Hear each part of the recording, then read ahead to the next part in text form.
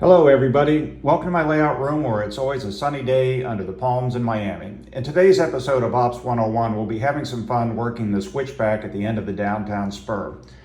The switchback is a weed-choked half-mile branch at the end of a branch with a handful of rarely worked, sun-faded, peeling paint, ratty industries. I'm going to hand you the throttle and we'll go over some ops practices such as handling very tricky grade crossings and stretching a couple. My first encounter with the switchback was back in 2006 when I took the shot above. Looking at the ratty condition of the right-of-way, I just assumed it was abandoned and didn't walk to the end, which ended up being a mistake. It was in fact active. Something I found out when I got home. I returned in '07 and took the shot above of the Miami Produce Center, which ended up becoming the centerpiece of the layout and something we'll be working in today's session. So enough talk, let's get started. And just to do a quick review here so you get oriented, let's just take a look at the map of the actual Downtown Spur. This is the CSX main, running north-south. The main yard Hialeah is about 2.5 miles north. This is the river, and the airport MIA is right here. So the branch is 3.5 miles long, splits off the main, basically heading due east towards downtown. Downtown is right here. At the end of the line is the subject of today's op session, which is the switchback. So you come almost to the end of the line at 7th Avenue, and then this spur within a spur, branch within a branch, splits off for about half mile. And you got about a half dozen industries, but in reality, they are very rarely switched. Miami Produce Center, A1 Farmer's Choice, Pro-V, Florida Bottling, and a couple team tracks. So having looked at a map of the prototype to get a little bit of our bearings, let's see how that translates to the layout. So the prototype is a very simple arrangement. It's just a 3.5 mile straight line. And what I've done with the layout is just wrap it around the room to make it fit. And the subject of today's op session is going to be the switchback, which I've located here. And we're going to keep it simple. All we're going to be doing is picking up two empties. I'm going to assume that all the work through here has already been done. So we're going to pick up an empty at A1, Farmer's Choice, which is a produce outfit, and the Miami Produce Center. And the one thing that's going to be tricky is 12th Avenue. Traffic on this is very heavy. There's no crossing protection. So the issue is, how do you get from this side of 12th to that? So that's going to be the fun part and what we're going to go over in the video. But even though we're just picking up two empties, it's going to be fun. It'll be relaxing, still take 30 or 40 minutes to get everything done. So it's time to get to work. I'm going to hand you the throttle and I'll let you take over from here.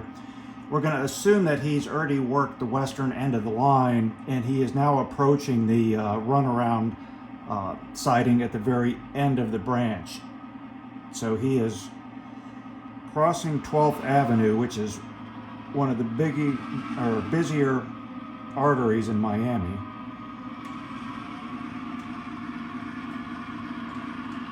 Just pull him up all the way.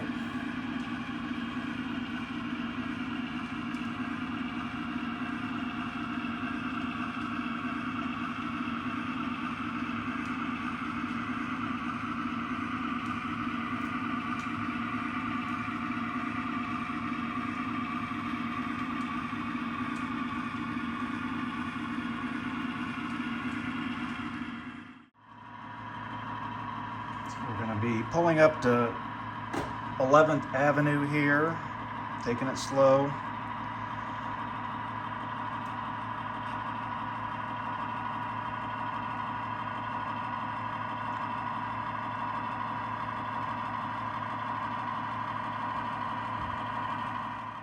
Having crossed 11th Avenue, next up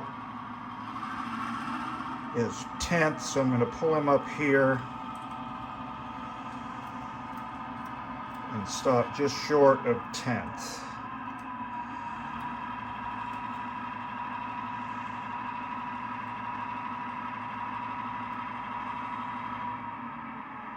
And there we go. And this is a good time to go over a couple of things. The way that Miami is set up, you have north-south avenues, and I call it the rule of five. Every fifth avenue is a very busy thoroughfare. So 7th Avenue, very busy, 12th Avenue, 17th, and so on.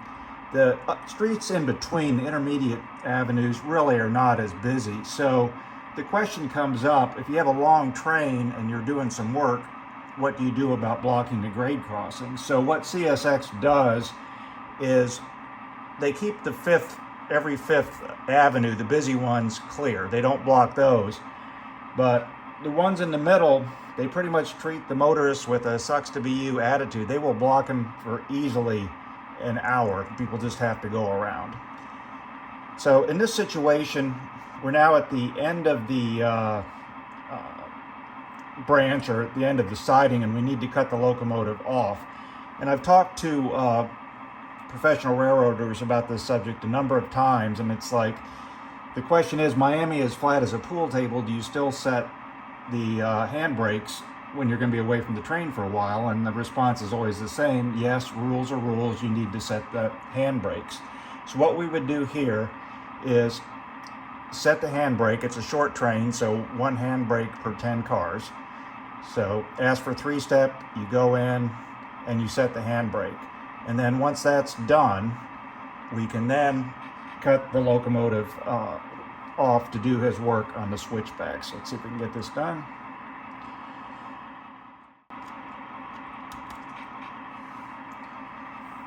Clear the 3, conductor gets on.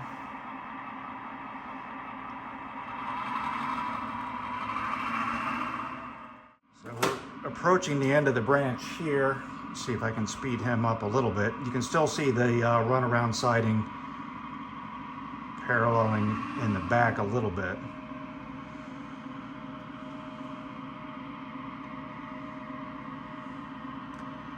And to the left, extending into the distance, that is the switchback, which will be the subject of today's work. So what we need to do is pull him up and clear that switch. That switch there to the right is for the runaround siding. The next one is to the switchback.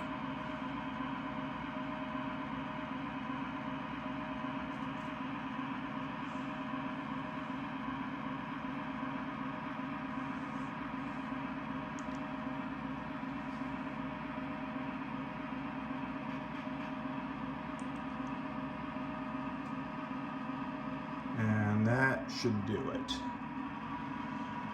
Just to the left, that is the end of the line where the rails literally disappear into the dirt. So here the conductor is going to have to get off the locomotive, unlock the switch. I've got this prop here, which generally I don't do. Occasionally, if we have a convention, I may have the guys use that to simulate unlocking the switches, but today we're not. So he's going to unlock the switch, he's going to throw it and inspect it for debris.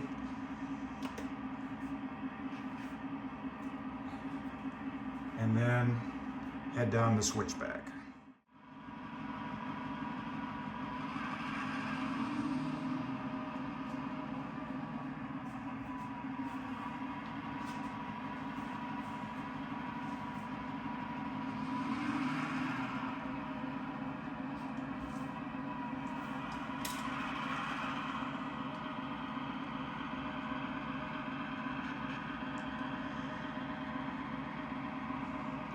So the street that he's approaching now is 10th Avenue. In reality, that's protected with crossing flashers, so he would not need to stop. I have not modeled those, but I'm just going to run him on through. So he is heading down the switchback.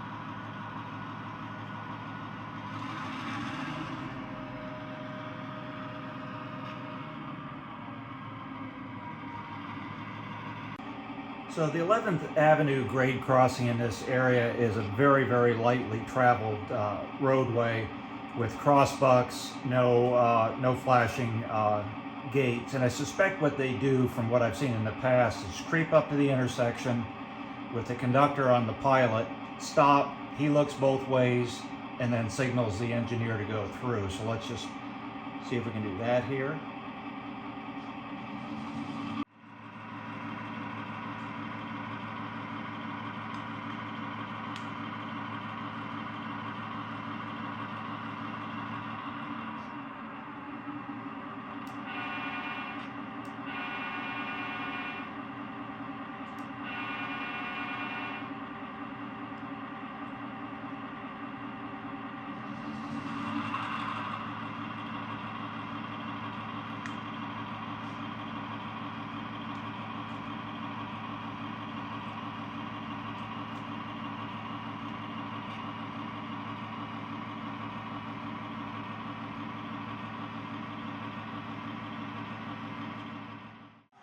So now we're in a position to pick up the first empty at A1 Farmer's Choice.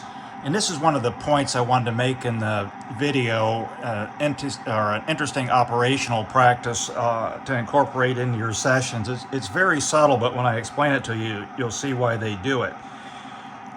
If I pan to the left, you'll see how close this is to 12th Avenue. And the risk is, if he couples onto that car and thinks he has it, but does not, when he begins his shove to get the next car across the street, if he's not coupled, that car can be a runaway with really catastrophic consequences. So it's imperative when you're doing this type of shove move that you be 100% sure that you have the couple. So if you listen carefully to scanner traffic, in these situations, you'll hear the conductor make the comment, "Give me a stretch." And what he's doing is asking the engineer to back up to make sure that they have a couple. So let's see if we can do that here.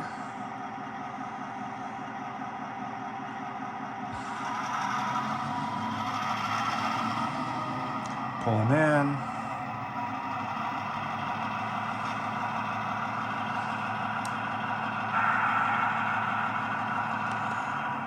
And this is where the conductor would say, "Give me a stretch." So we're just going to pull slightly. Well, actually, the first thing he's going to do is release the handbrakes. But once that's done, he's going to do the stretching move just a little bit.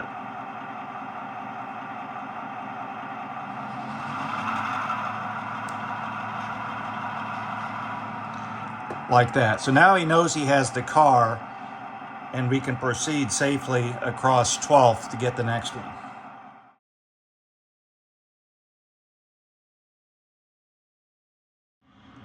And now for the money shot. This is the one where the crews on the prototype really earn their pay. In the foreground you see 12th Avenue, which in actuality is extremely busy, often prone to traffic jams. So looking to the left, he's totally blocked in terms of his view. Same on the right. The engineer is just absolutely blind trying to make this crossing. And they do a couple things. The first is they have a 3-man crew to help with the crossing protection. And then the second is they use fusees. So I'm going to ease him up to the street.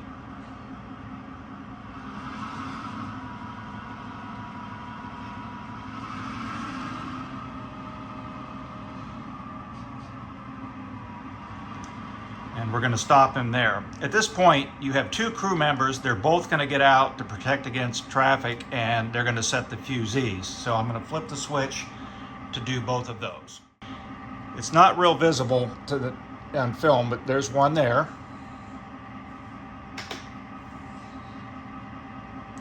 And if you look carefully, you can see one here. Again, it's a lot more visible in person. So the fusees that play a critical part in this step really don't show up as well in film as they do in person. So what I'm going to do is turn the lights off and just give you a quick demo. So hit the switch. You can see that one. And then from the photos I've seen, they've got fusees on both sides. So I'm going to walk around.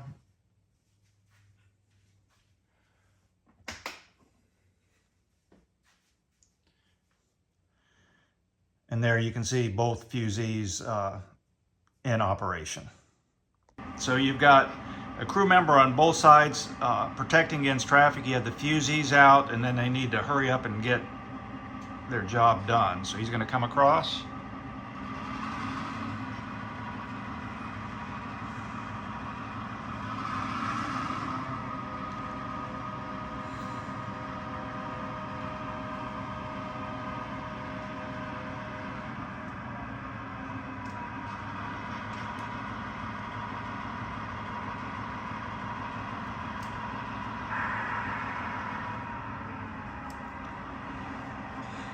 Got the car. He's going to ask for 3-step protection. Undo the hand release. You have a lot of pissed off drivers on both sides on 12th Avenue at this point. We're just going to get out of Dodge. So off he goes.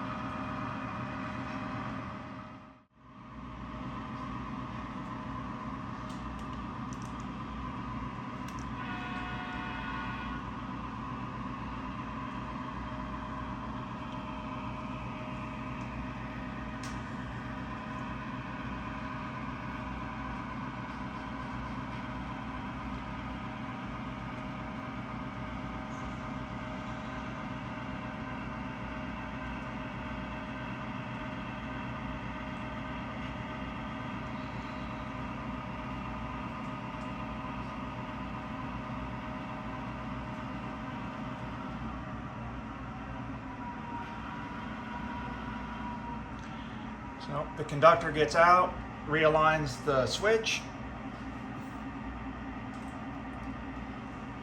puts the lock on it, probably riding the footboards, and we need to just go back to the train, put these on the end.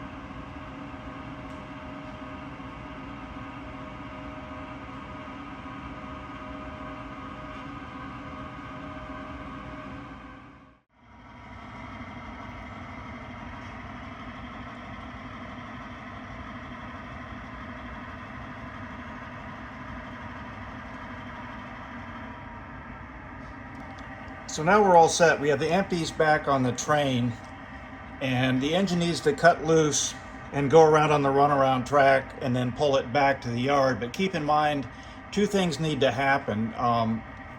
We need to swap the end of train device and get it on this end of the train. And then, as I'm told, this is the one time where they would actually do a more extensive brake test. So let's get him unhooked and out of here.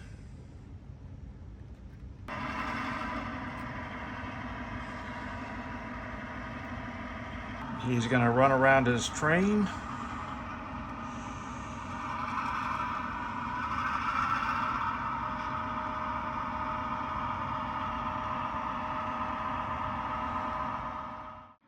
So with the end of train device on the other end and the brake test done, it's time to head back to the yard. Let's get him out of here.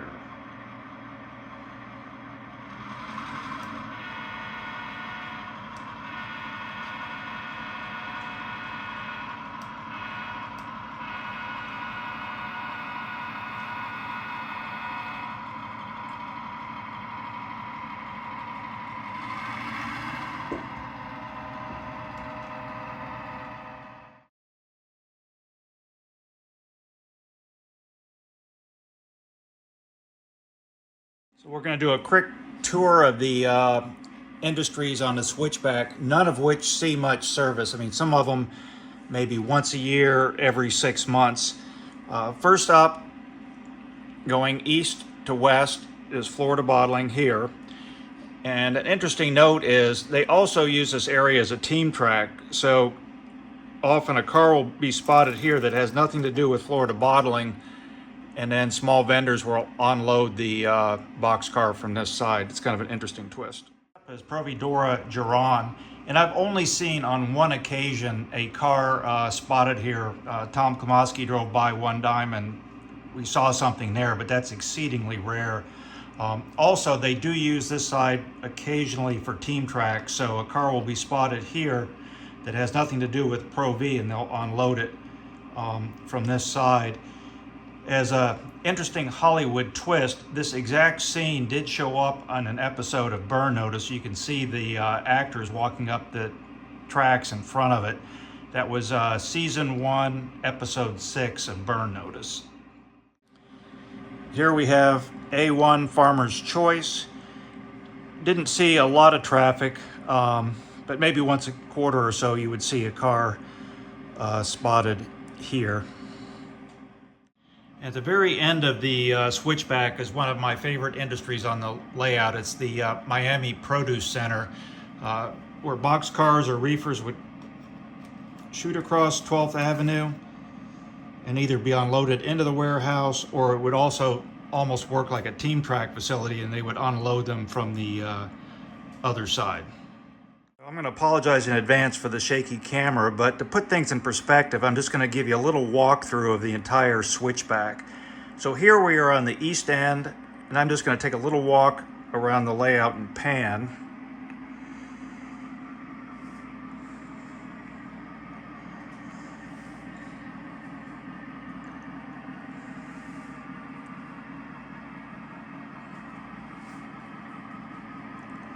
Here's 12th Avenue. Miami Produce Center.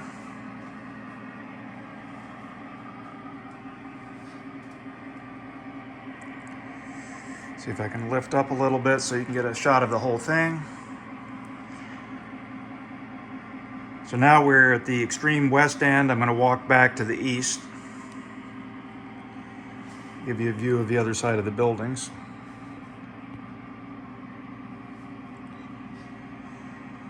A1 Farmer's Choice. This is 11th Avenue. Providora Giron, or we just call it Pro V. Florida Bottling. Up over the roof of that. And here we have 10th Avenue.